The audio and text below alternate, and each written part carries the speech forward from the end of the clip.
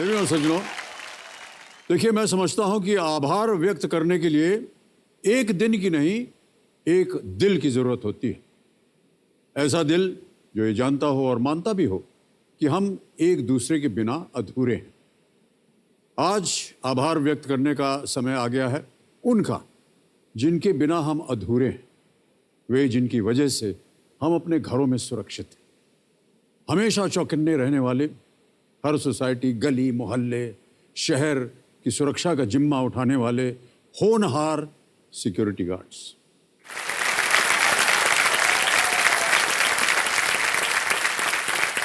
इस thank you India week में आज सिक्योरिटी एजेंसी से कुछ सिक्योरिटी गार्ड्स हमारे इस मंच में उपस्थित हैं और आज हमारा ये कार्यक्रम उनका आभार व्यक्त करने का एक छोटा सा प्रयास है। बहुत बहुत स्वागत आप सभी का। Thank you. और इसी के साथ हम खेल को आगे बढ़ाते हैं।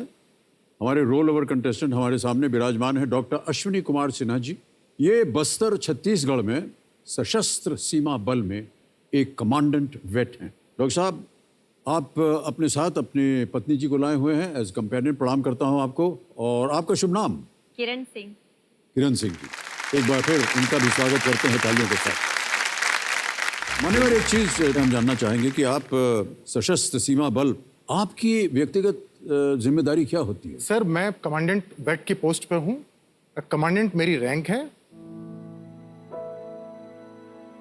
मेरा जो ट्रेड है वो वेटनरी का है, क्योंकि मैं एक ट्रेंड वेटनरी डॉक्टर भी हूँ। जो इंटरनल सिक्योरिटी ड्यूटी है और जो बॉर्डर सिक्योरिटी ड्यूटी है, वहाँ पे एंटी नेशनल एक्टिविटीज़ को डिटेक्ट करने के लिए, स्निफिंग करने के लिए, नारकोटिक्स को नैप करने के लिए, एक्सप्लोसिव को पकड़ने के लिए हमारे पास वेल ट्रेन डॉग्स होते हैं। उन डॉग्स की सिलेक्शन, उनकी ट्रेनिंग, उनका मैनेजमेंट, उनकी हेल्थ केयर और उनका ऑपरेशनल डिप्लॉयमेंट मेरी जिम्मेवारी होती है।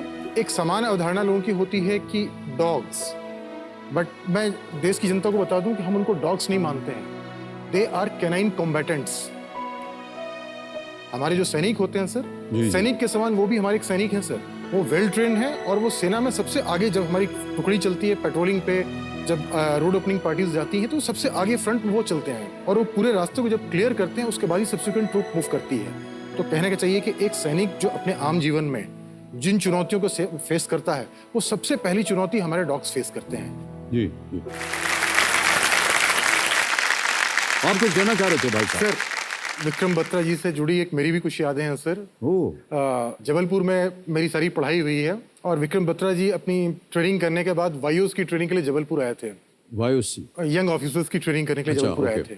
तो उस वक्त हम भी यंग थे सर और कैंटोनमेंट एरिया में रहते थे, तो जनरली हमारा मिलना जुलना यंग ऑफिसर्स के साथ हुआ करता था। तो उस वक्त मुझे एहसास नहीं था कि मैं एक इतनी बड़ी हस्ती से मिल रहा हूँ।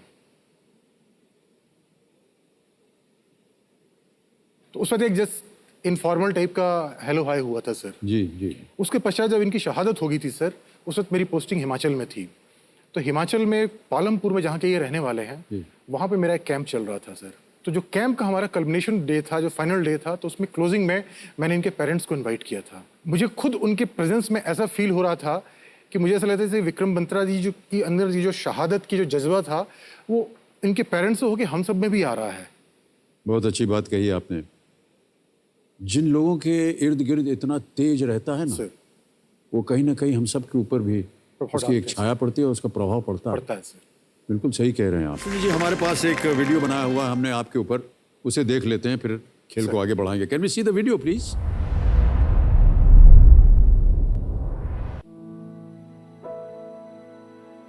नमस्कार, जय हिंद। मैं doctor Ashwini Kumar Sinha, commandant veterinary, वर्तमान में सशस्त्र सीमा बल की 88वीं वाहिनी छत्तीसगढ़ के बस्तर में आंतरिक सुरक्षा ड्यूटी में पदस्थ हूँ।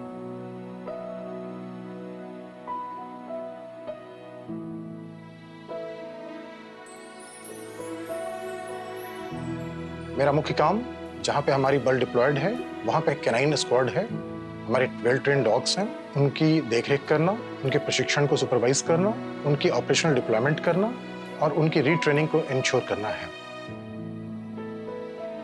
मेरा जो प्रिंसिपल एसोसिएशन रहा है वो इक्वाइन्स यानी हॉर्सेस और डॉग्स के साथ रहा है। इनके पास स्पेशल सिक्स सेंस होता है और वो सिक्स सेंस आपके साथ कनेक्ट करता है और वो बॉन्डिंग एक डिफरेंट काइंड की होती है। 2008 में हमारी डिप्लॉयमेंट हुई थी नक्सल प्रभावित इलाके में, तब से लेकर आज तक हमारे डॉग्स ने बहुत सक्सेसफुली काफ़ी आईडीज को डिटेक्ट किया है और हमारे फोर्सेस को टाइम एंड अगेन बचाया है। हमारी कोशिश ये होती है कि बल का जो हर श्वान, हर डॉग अपनी पूरी सर्विस लाइफ में एक डिग्निफाइड लाइफ लीड करे और सर्विस लाइफ कंप्लीट करने के बाद भी उसकी पूरी डिग्निफाइड लाइफ के लिए, उसकी हेल्थ सेफ्टी के लिए हम एश्योर करते हैं। इसके अलावा आदिवासी भाई बहनों को हम पशुपालन को एक व्यवसाय के तौर पे, एक प्रोफेशन के तौर पे लेने के लिए भी मोटिवेट करते हैं। मैं आप सभी से ये निवेदन करूंगा कि हम अपने साथ साथ अपने आसपास के पशुओं को भी देखरेख करें।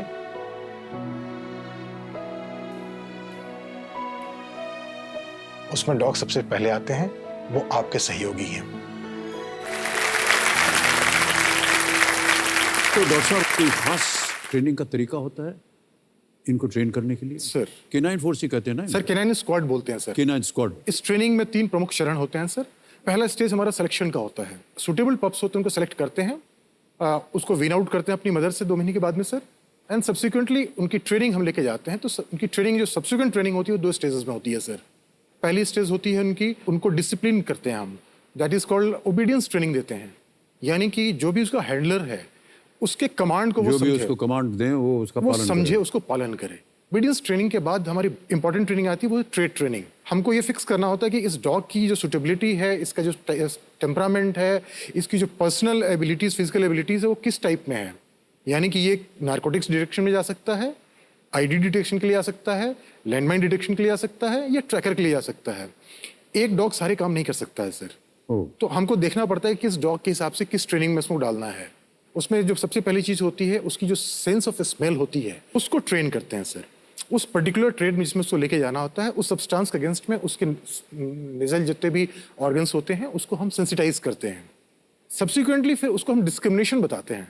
यानी कि अगर आपके पास एक मल्टीपल सेंस हैं तो उसमें से आप उस पर्टिकुलर सेंस को, जो कि हमारा ऑब्जेक्टिव है, आप कैसे डिस्क्रिमिनेट करोगे। जब इनका एक तरह से बोला जाए कि कार्य करने का जितना भी काम है, ये साल हैं, वर्ष हैं, जितना भी वो पूरे हो जाते हैं, फिर कहाँ जाते हैं ये? सर फौज में हमारे डॉग की हैसियत वही है जो हमारे एक सैनिक की है।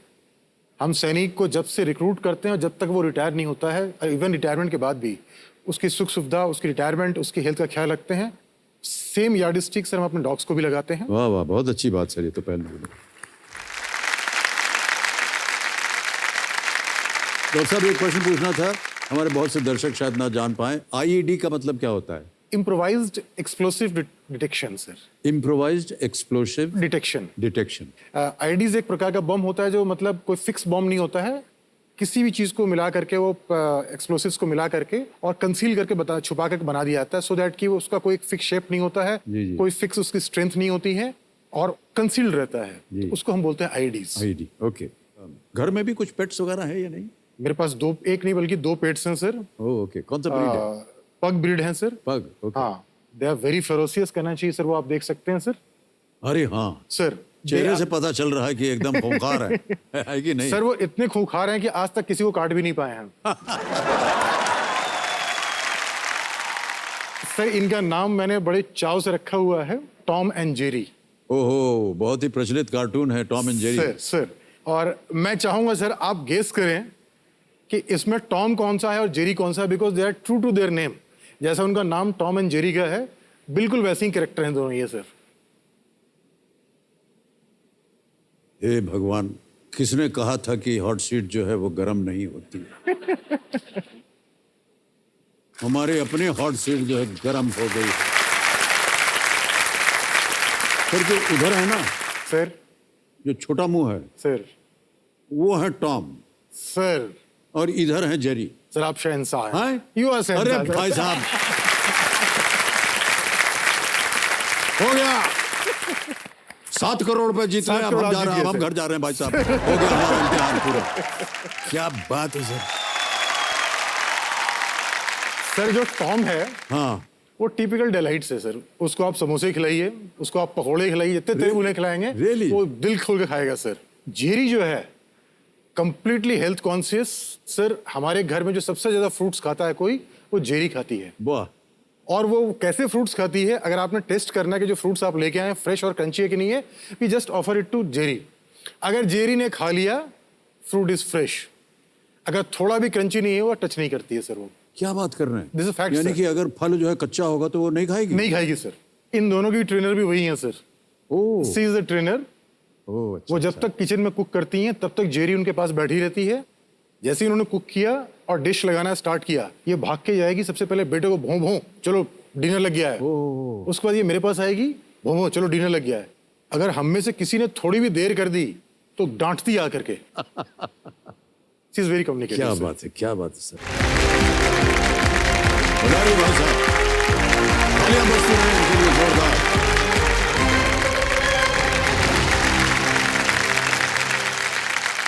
तो देवियों संजो, मेरे सामने हॉट सीट पर आ गए हैं झबुआ मध्य प्रदेश से एक असिस्टेंट ब्रांच पोस्ट मास्टर, और इनका नाम है हंशु रविदास जी। भाई साहब, पहले तो ये बताइए कि असिस्टेंट ब्रांच पोस्ट मास्टर की जो उपाधि है ये क्या होती है? Assistant branch post master sir एक ग्रामीण पोस्टमैन की जॉब है।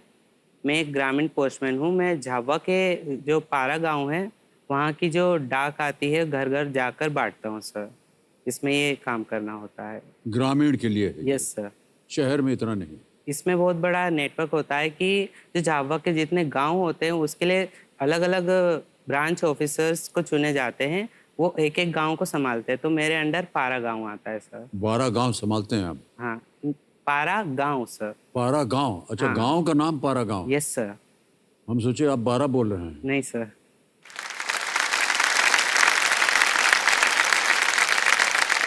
और सर मैं आपको थोड़ा बताना चाहता हूँ कि मेरा यहाँ आने का एक्सपीरियंस कैसा रहा। सर मैं एक आदिवासी जिले झाबुआ से बिलोंग करता हूँ। वहाँ सर जो आवागमन के साधन है वो ज़्यादातर बस का ही यूज़ होता है। तो पहली बार जब मैं रेल में बैठा तो भी मैं, जैसे इंदौर मेरा कॉलेज था तभी बैठा था, और एरोप्लेन में भी अभी मैं पहली बार बैठा हूँ, वो भी केबीसी के मदद माध्यम से ही बैठा जी, हूँ। जी। ओके।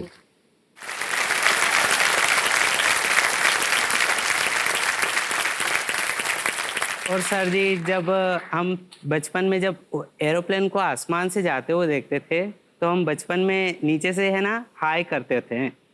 तो हमें लगता था कोई ऊपर से देख रहा होगा एरोप्लेन में से हमको कि यहाँ सभी हाई कर रहे ऐसे। और अब जब मैं आज खुद केबीसी के कारण एरोप्लेन में बैठकर नीचे देख रहा हूँ उस विंडो से, तो देख रहा हूँ वहाँ तो कुछ दिख ही नहीं रहा है। हाँ। तो मुझे लगा कि ये सारे हाई जो हम बचपन में करते थे सभी बच्चे मिलके, ये सब वेस्ट हो गए। लेकिन आप भी जब जाएंगे हवाई जहाज में, यस सर। ऊपर से ऐसे हाई कर दिया कीजिए,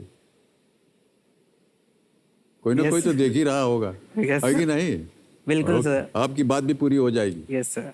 ऑलराइट हंशु जी, चलिए गेम की तरफ ध्यान देते हैं। आपके कंपेनियन के रूप में आपके पिताश्री आए हुए हैं यहाँ। प्रणाम करता हूँ आपको और स्वागत है आपका हमारे इस कार्यक्रम में। का शुभ नाम है राजेंद्र रविदास जी। बहुत बहुत स्वागत आपका हमारे कार्यक्रम। आशीर्वाद बना रहा है पत्र के ऊपर। ऑलराइट, ट्रैवल टिकट एग्जामिनर, भारतीय रेलवे में टिकट चेक करने वाले अधिकारी होते हैं ये। पता नहीं आपका पाला पड़ा कि नहीं कभी इनसे? सर पढ़ा है। पड़ा है ना? Yes sir. तभी पड़ा होगा जब टिकट नहीं होगा। सर टिकट था लेकिन वो दूसरी ट्रेन का था। अच्छा, दूसरे ट्रेन का था। हाँ। समझाया उनको? नहीं समझे ना? समझाया नहीं समझे सर। बोला उन्हें- निकालो टिकट, नहीं तो गाड़ी से बाहर फेंक देंगे। ऐसे ही उनने हुआ था फिर ना? पैसे काट लिए थोड़े। पैसे काट लिए। हाँ। हम भी अब जब छोटे थे तो जहाँ हम नैनीताल में पढ़ते थे, जब पास आउट हो गए तो फिर गए हम वहाँ। कुछ लोगों ने कहा यार एक बार चले आ जाओ, बहुत, तो दोस्तों हम लोग मिल के पहुँच गए। तो हमारी नौकरी वोकरी लगी नहीं थी, कॉलेज वॉलेज में पढ़ रहे थे, यस सर। तो पहुँच गए वहाँ। और वहाँ जितना पैसा हमको मिला था 10-20 रुपया, वो खर्च हो गया। और वापस जाने के लिए टिकट खरीदना था, टिकट था नहीं। तो जितने साथी लोग थे उन्होंने बोले यार कुछ परवाह नहीं है, हम लोग ऐसे ही बैठ जाएंगे। मैंने कहा यार वो टीटी आएगा पूछेगा? नहीं, कुछ नहीं पूछते उससे नहीं है। तो हमको बहुत डर लगा और हम बैठे रहे वहाँ। और टीटी आया, उसने कहा टिकट दो। हमने कहा टिकट नहीं। उसका रोको ट्रेन, बाहर निकलो।